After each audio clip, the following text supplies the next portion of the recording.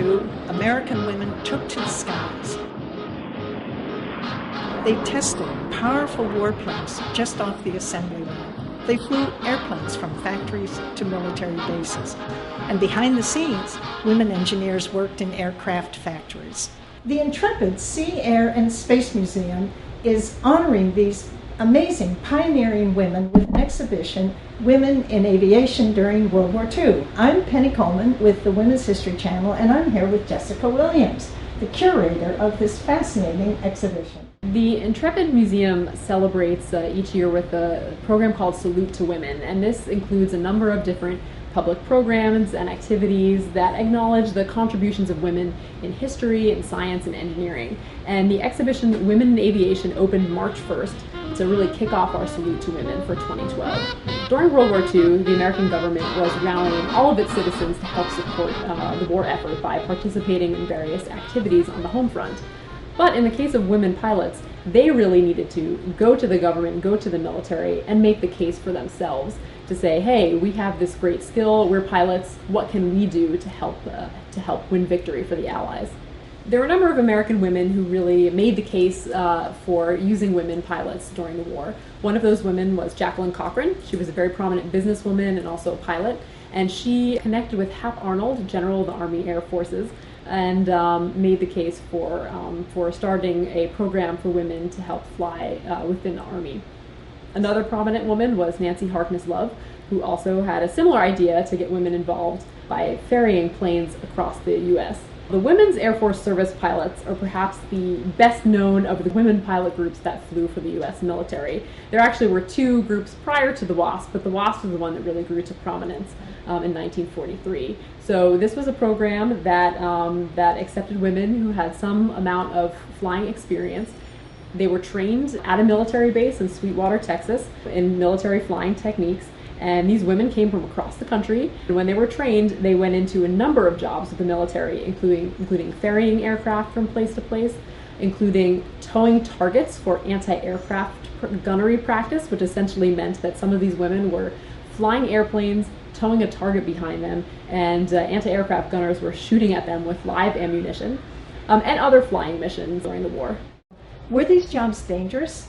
Flying for the military is a dangerous job, and even though these women were only flying really in the United States, it's still dangerous to fly these military aircraft. So there were 38 women WASP pilots who lost their lives in service during the war. Unlike the other military service branches, so the WACs in the Army and the WAVES in the Navy, the WASPs were not considered part of the Army Air Forces. They were actually considered civilian volunteers, which unfortunately meant that these women were not eligible for many of the benefits that male pilots were. Women were also involved on the ground in aviation during World War II. Of course, the story of Rosie the Riveter is very popular. Many people are aware of women who worked in aircraft factories as fabricators.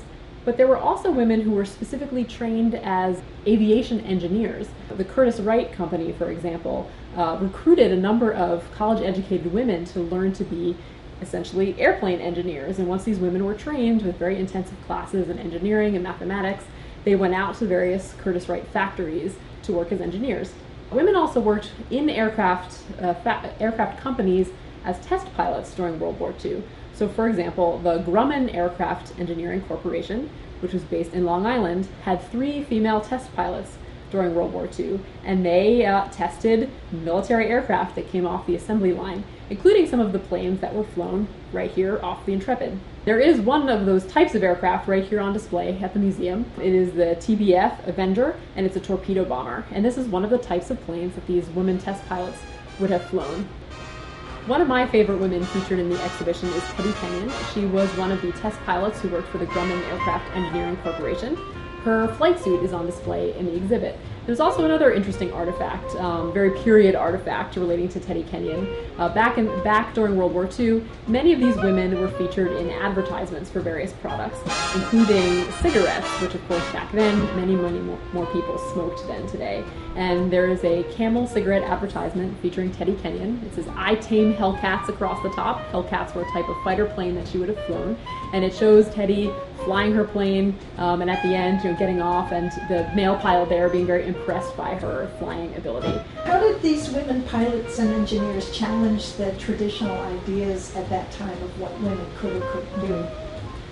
During World War II, with all these women entering the workforce, American society was trying to accept the idea of these new roles for women, that they could work outside the home and contribute in these non-traditional occupations. Well, for women pilots, it's even more non-traditional in a way. It's a very dangerous job. People didn't expect women to be handling this kind of complicated military hardware. Being a pilot involves making split-second decisions. So the idea that women could step up to the task, there was a lot of doubts about that among some men mostly, but generally women stepped up to the plate. They were able to prove that they could accomplish these tasks that had seemed to be totally off limits to them before. So what barriers did they face? They faced all sorts of barriers from, in some cases, the missions and things that they were allowed to do were limited, so there were certain tasks that were considered appropriate for women pilots, not appropriate, and others that were considered inappropriate. When World War II ended, what happened to women in aviation? At the end of World War II, many women who served as pilots had hoped that they could continue flying for their careers, but unfortunately there were not really many options for women to serve as pilots after the war ended. And for the WASP, who served with the Army but were not technically considered part of the military, at the end of the war they were not eligible for any of the benefits that other veterans of the war were. So at that time, the women went back to their lives, and the story kind of died out for a while, until the 1970s, when interest in the women pilots picked up again. And that, in part, had to do with the fact that the Air Force was starting to train their first women pilots, and the media was coming out and saying how this is the first time that women were serving in the Air Force, and these women from a generation before were saying, wait a minute, nobody remembers our story during World War II. So at that point, the WASP rallied together and managed to go before Congress and get themselves named as veterans of World War II. So they retroactively got acknowledged for their service during the war, which was 3 decades too late, I think, but they did finally manage to get the recognition that they deserved. In 2009, President Barack Obama awarded the Congressional Gold Medal to the WASP. So surviving members of the WASP came to the White House and were acknowledged for their service. It's very important, I think, to acknowledge the story of these pioneering women. Many people don't know that women served as pilots during World War II, and I think it's important to acknowledge their contributions. For the Women's History Channel, I'm Penny Colman.